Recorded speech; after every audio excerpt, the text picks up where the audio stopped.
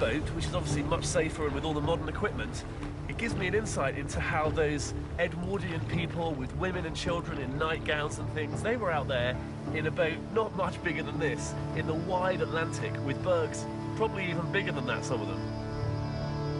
It was really sunny that day, and they would have been carving off as well. So the Titanic survivors, they'd have heard that occasional crump and crash and splash and roar in the distance as the icebergs toppled over.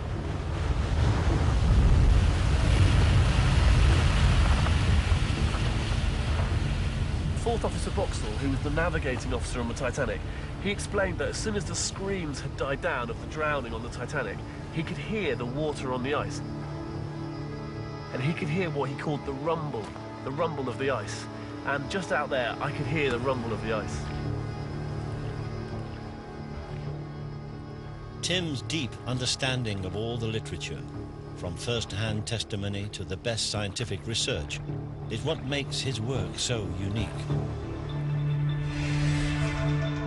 And there is a huge amount of material.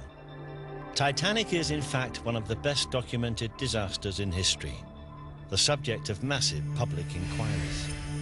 In New York and London, 180 witnesses were subjected to 50,000 questions. As soon as the survivors came off the Titanic, they gave their interviews to newspapers who slightly embellished the stories. And what I've been interested in doing is getting back to what people who were there actually experienced. On the Titanic, eyewitnesses include Colonel Gracie, Lawrence Beasley, and Jean Hippack. The lookouts, Frederick Fleet and Reginald Lee. On the Californian, Captain Lord and Apprentice Gibson. They all have something to say about that night, written in books or questioned under oath at the inquiry. Tim's reading of the thousands of pages of expert testimony has helped him dismiss so many of the so-called facts explaining the tragedy. She had very good experienced lookouts. She had the most experienced crew.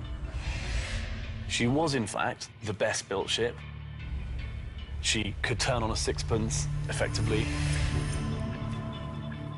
Having looked at all of these theories of what may have caused the Titanic disaster, you can actually see that each one falls apart on close scrutiny. So we're still left with a question. What really was the underlying cause of the sinking of the Titanic?